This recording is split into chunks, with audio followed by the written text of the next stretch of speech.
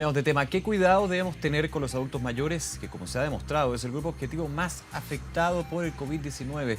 Vamos a hablar de este tema. Para eso nos acompaña el doctor Gerardo Fache, presidente de la Sociedad de Geriatría y Gerontología de Chile. Doctor, gracias por acompañarnos. Muy buenas tardes. Hola, buenas tardes, muchas gracias por la invitación. A ver, los datos son súper claros de la escalada en términos de las cifras, el número que empieza a verse ya más de fondo, incrementarse de fatalidades, de fallecidos. La gran mayoría, si no me equivoco, más del 70% son adultos mayores, por lo cual hay que tener claro lo que ya sabíamos desde antes, que justamente es uno de los grupos de riesgos a los que tenemos que tenerle más atención en esta crisis sanitaria. Claro, en efecto. Que aquí en cierta medida lo que estamos viendo es la confirmación de lo que eran las experiencias de los países que tuvieron primero Ujú. la parte más crítica de la enfermedad. Entonces, en cierta medida era para también, para lo cual nos habíamos estado tratando en cierta medida de preparar desde comienzos de año, con la intención de poder de alguna forma contener todo lo que se está viniendo en estos momentos. Doctor, y ahí le hago la pregunta con respecto a las medidas. La semana pasada ya el ministro de Salud, Jaime Mañalich, anunció dentro de las cuarentenas también la medida de restricción, de cuarentena obligatoria para todos los adultos mayores desde los 75 años en adelante. Anteriormente era de 80 años en adelante, se rebaja a 5 años. ¿Es una buena medida? ¿Cómo lo evalúa desde la sociedad? A ver, nosotros como Sociedad de Geriatría y Gerontología tenemos una mirada que para una situación de este tipo creemos que tiene que tener algunos elementos para poder darle la perspectiva más apropiada. Eh, a ver, el concepto que tenemos claro todos aquí, que esta es una enfermedad que la mejor forma de enfrentarla es tratando de que todas las personas se queden en su casa con la intención de que la diseminación de la enfermedad sea la menor posible. Pero por otro lado, también sabemos que esto tiene que venir de la mano con algunas situaciones que son fundamentales. Ujú. Un primero que todo es que tengamos todas nuestras necesidades cubiertas. Si yo voy a estar en mi casa, es fundamental que yo pueda tener acceso a lo que yo requiera, desde la alimentación y los cuidados que pudiera yo requerir. Entonces, en ese sentido, cuando uno plantea una medida de este tipo, lo importante es que no caigamos también en un escenario en el cual no podamos cumplir todos los requerimientos que las personas tengan. Y el otro elemento que también queremos nosotros como sociedad relevar en cierta medida en esto es poner en evidencia que también hay que tener cautela con no caer en una figura más bien edadista o discriminatoria desde la perspectiva de la edad de la persona. ¿Por qué? Porque también hay un montón de personas mayores que son completamente autovalentes y el generalizar de esta medida, lo que al final estamos haciendo es tratar de hacer un grupo que es Sí. absolutamente heterogéneo en unas características muy comunes. Y eso también puede tener algunos riesgos que hay que tener en cuenta y agregar un poco a la discusión.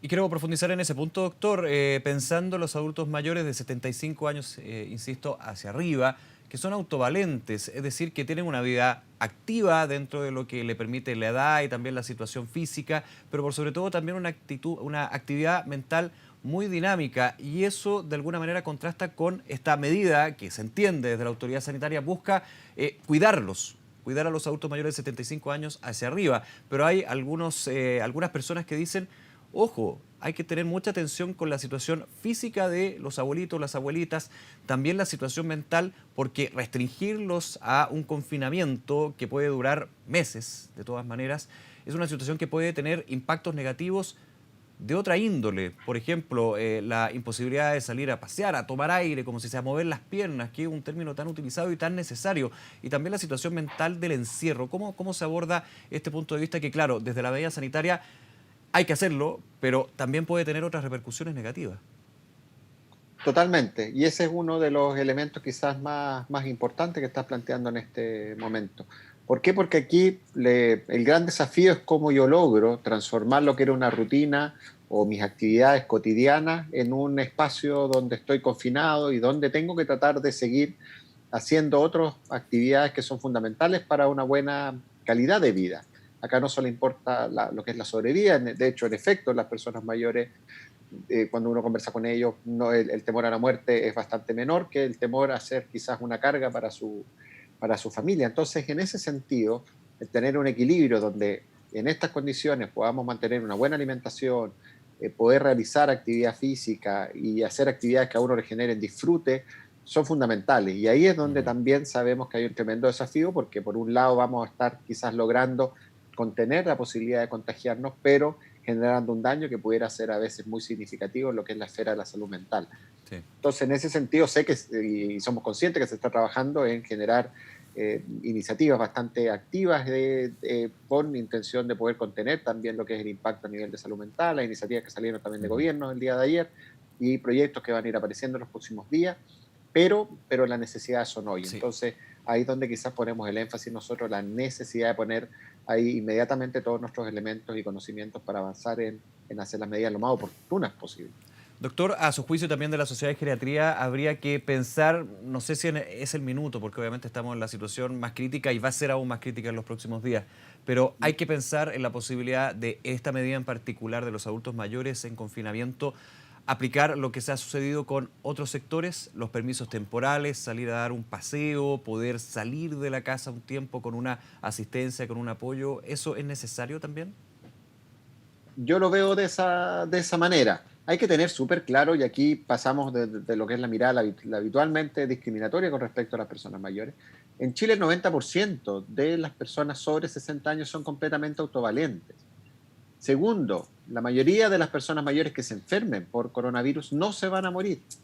Entonces, hay que tener también esos elementos en cuenta, porque muchas veces se hace también la generalización de que si yo tengo coronavirus, lo más probable, si soy una persona mayor, es que me muera. Lo más probable es que uno no se muera. Pero sí es importante reconocer que la mayoría de las personas que van a fallecer con esta enfermedad sí van a ser personas mayores, porque la mayoría de las personas que fallecen en general son personas mayores. Entonces, hay que tener en la discusión todo este tipo de aspectos y en ese mismo sentido, hay que tener en cuenta que muchas personas van a sobrevivir y si van a sobrevivir después hay que hacer en cierta medida todo lo que tiene que ver para que esas personas se reinserten y se recuperen de la mejor forma posible. Entonces ahí hay un primer gran desafío, cómo vamos a darle soluciones de salud a las personas que sobrevivan, que van a ser muchos.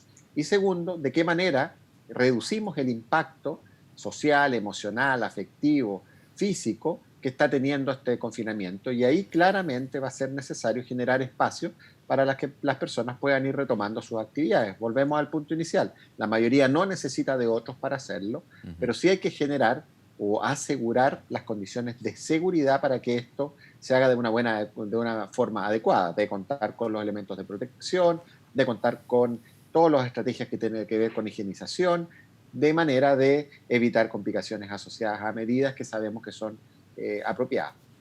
Hay otro punto, el del acompañamiento, que tiene que ver mucho con lo mental y también lo físico. Y claro, no hay que caer en los estereotipos como usted dice, no pensar que todos los adultos mayores están postrados. Hay situaciones dramáticas, evidentemente, pero en general Por hay una supuesto. población de adulto mayor que es autovalente, independiente y también, de alguna manera, le gusta estar en sociedad, le gusta estar en comunidad. Y aquí, con esta situación en particular, el acompañamiento se hace bastante menor, salvo, obvio, excepciones donde desgraciadamente la situación es más dramática sobre la soledad en ese sentido, que es una de las peores enfermedades, podríamos decir, mentales que sufren las personas adultos mayores. Aquí hay un acompañamiento que se reduce, los que pueden solamente a lo que son las vías tecnológicas, a lo más un saludo desde la ventana. Eso también es un tema súper preocupante, ¿no? Eso probablemente sí fue uno de los temas más complejos al comienzo y de lo que más afectó a este grupo en particular. Obligó también a volver a estrategias de comunicación más básicas y universales, como es el uso del teléfono. También hemos visto casos en los cuales esto ha permitido que grupos familiares que se mantenían por la cotidianidad funcionando absolutamente aislados a volver a conectarse. Entonces también hemos visto aristas que uno pudiera considerar positiva de esto, pero también son las personas mayores quienes habitualmente han tenido que enfrentar situaciones complejas, quizás no de este Ujú. tipo, no de esta magnitud, y tienen una capacidad de adaptación que es bastante superior a lo que vemos con otro tipo de generaciones. Entonces, de Sí. lo que fue muy difícil al comienzo, hemos visto también algunos muy buenos ejemplos de personas que han logrado en el tiempo ir generando estrategias, ir aprendiendo con el uso de nuevas tecnologías. Si bien es cierto, existe esta brecha digital, no son un grupo que no tiene las posibilidades o las capacidades en muchas ocasiones de Sí, poder sí. incorporar el uso de tecnologías, por lo cual hemos visto también ahora ya en el último tiempo, más capacidad, mejores Se estrategias, vuelve un mejor desafío, ¿no? También, adaptación. Totalmente. que eso Y es el desafío atractivo. hay que mirarlo como algo positivo también, ¿no Ujú. es cierto? Y en ese sentido se convierte dentro de las estrategias de que uno pudiera decir que generan algún grado de estimulación y si son bien conducidas, probablemente van a ser positivas. Ahora, lo llevo al tema meramente de enfermedades físicas, biológicas, respiratorias, por sobre todo. Claro, la urgencia y toda la atención está puesta en este coronavirus, el COVID-19. Pero, ¿qué pasa con las otras enfermedades? Se ha tenido que, ya sea por un temor justamente de la ciudadanía en general, especialmente los adultos mayores, a ir postergando chequeos, controles de distintas enfermedades que mensualmente o cada cierto tiempo se iban a hacer. Ahora, por la situación de la red asistencial, por esta atención y tensión que se vive por el COVID-19, hay muchos datos de que hablan de que se han pospuesto los chequeos. El gobierno ha hecho un llamado justamente a seguir con los chequeos, pero con todas las medidas de protección. ¿Cuál es el balance que hacen desde la sociedad al respecto? El balance que tenemos, por lo menos en este sentido, es que es algo que no se ha resuelto del todo y donde hay desafíos todavía por cumplir. Eh, si bien es cierto, la recomendación era evitar lo que eran las atenciones no urgentes, en el paso del tiempo vamos convirtiendo esas necesidades que en algún momento podían mantenerse controladas en algo que requiere hoy día algún tipo de monitoreo. Entonces, estamos viendo pacientes que están llegando algo más tarde a los controles que debieran hacerlo Ujú. y eso va en algún momento potencialmente a traer en riesgo lo que es el buen control de esas enfermedades. Entonces, lo que hay que ir tratando es de ver estrategias y aquí el rol de las municipalidades es fundamental y en muchos ejemplos de ellos lo han logrado ser Sí. así. Yo creo que lo que hay que aprender aquí es cómo replicar estos buenos ejemplos para poder lograr hacer que las personas tengan acceso a sus tratamientos, por ejemplo, que tengan acceso a las recetas, que tengan acceso a por ejemplo, los suplementos alimenticios que se Ujú. entregan con frecuencia mensual, de manera, y de los que requieren atención médica, que se generen los flujos para que eso se pueda hacer de una manera adecuada. En esa fase estamos hoy día, Sí. en esta transición donde estamos viendo este crecimiento sustancial de lo que es el número de casos, pero también que ya tenemos rezagados desde más o menos entre enero y marzo un número significativo de casos de personas que han ido postergando estas atenciones y ya no pueden seguir esperando. Se ha tratado de potenciar la consulta a domicilio, pero no todos los municipios pueden y tienen el músculo y los recursos también para llevar a cabo eso. Municipalidades, perdón, comunas donde hay un número importante de adultos mayores y donde hay también vulnerabilidades. Ahora estamos con la situación de la alimentación, por ejemplo, que es básica. Pero también se ha tratado de potenciar lo que es la atención a distancia a través de las plataformas tecnológicas. Puede, no quiero decir suplir, pero complementar la el problema que tienen estas atenciones presenciales. ¿Se puede llegar a ese punto o más bien hay que concentrarnos en la visita a domicilio, la visita presencial en ese sentido? Yo creo que hay posibilidades de hacer controles a distancia. De hecho, en lo personal ya he hecho seguimiento a algunos pacientes. Probablemente hay malestares, patologías y algunos cuadros clínicos que obviamente no son reemplazables. Si hay un dolor específicamente y uno tiene que tratar de identificar cuál puede ser el origen de eso, la única manera donde vamos a poder hacer eso es a través de un examen físico. Pero sí hay situaciones de control, de manejo de algunos síntomas específicos, de seguimiento, de patología, de controles donde la misma familia puede uno transmitirle y educar a partir del uso de tecnologías, por lo cual yo creo que aquí hay que ser súper creativo y hay que ser muy consciente de que esto es algo que va a mantenerse por mucho tiempo y que probablemente las cosas como las hacíamos antes no van a volver nunca a una situación de lo que era en un Ujú. tiempo atrás. Entonces, yo creo que hay que incorporar este modelo y en donde se ha ido implementando, lo más probable es que esto quede de manera permanente como una Claro. estrategia que complementa y que en cierta medida permite cierta versatilidad que a veces por las distancias y por los tiempos y por temas de seguridad no van a ser posibles. Bien, doctor, muchísimas gracias por esta conversación y estamos atentos también a lo que vaya sucediendo con los adultos mayores y una nueva conversación para ir actualizando a este grupo que es tan importante, hay que tenerlo muy, muy presente. Que esté muy bien. Muchas gracias por el contacto y que tengan un muy buen resto de semana. Igualmente, gracias.